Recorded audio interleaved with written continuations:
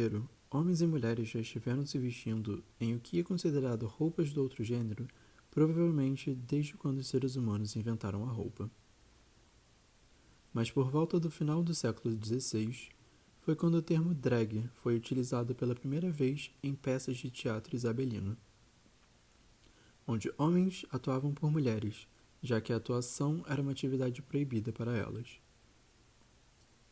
A origem da palavra não é clara, mas se é pensado que foi escolhida por remeter o movimento de saias longas arrastando nos palcos, ou escolhida como uma abreviação de Dressed Resembled as Girl, que traduzido significa vestida como menina.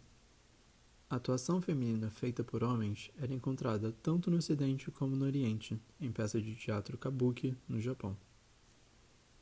Avançando para o século XX, o ilusionismo feminino começou a se tornar um meio de entretenimento nas Américas.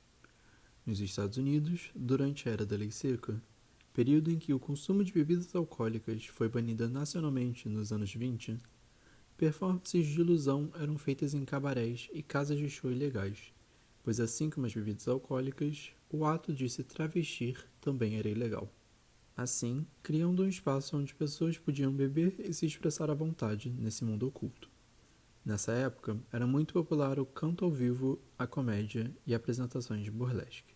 Depois que a lei seca foi revogada por volta da metade dos anos 30, a maioria dos locais onde as ilusionistas femininas se apresentavam pararam de funcionar, e assim elas foram forçadas a encontrar outros locais para continuar a sua expressão, começando assim a cultura de boates gays e as então chamadas casas de drag, onde pessoas marginalizadas pelo seu estilo de vida apoiavam e cuidavam uma das outras, já que a grande parte delas eram rejeitadas pela sociedade.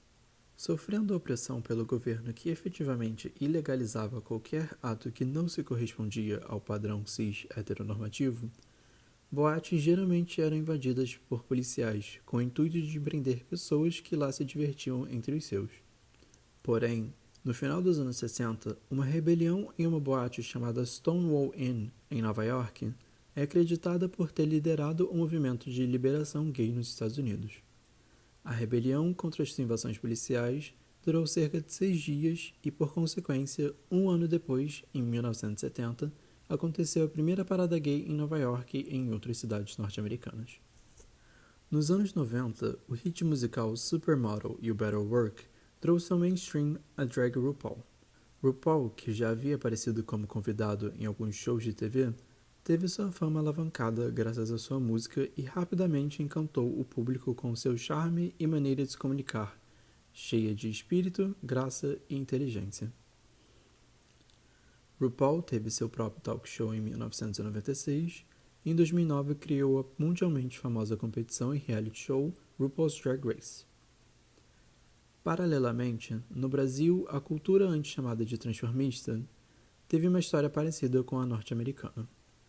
Dos cabarés à televisão, das boates à passarela, tivemos inúmeras personalidades fortes que são consideradas ícones da cultura drag brasileira. Nos anos 60, Miss Bia foi uma das pioneiras no Brasil.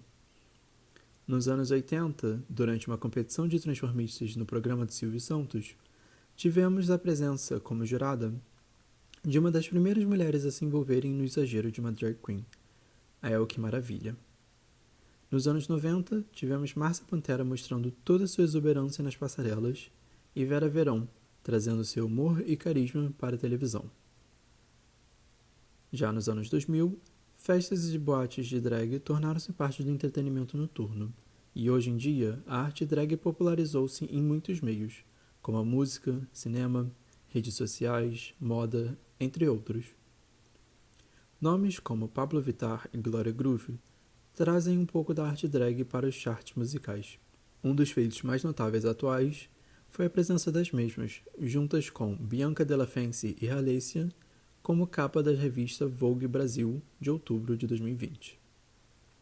Por mais que a cultura drag tenha começado a partir de homens, em sua maioria cisgêneros, hoje em dia, drag é uma arte que pode ser apreciada e feita por todos. A arte drag é multifacetada e se manifesta de milhares de formas diferentes.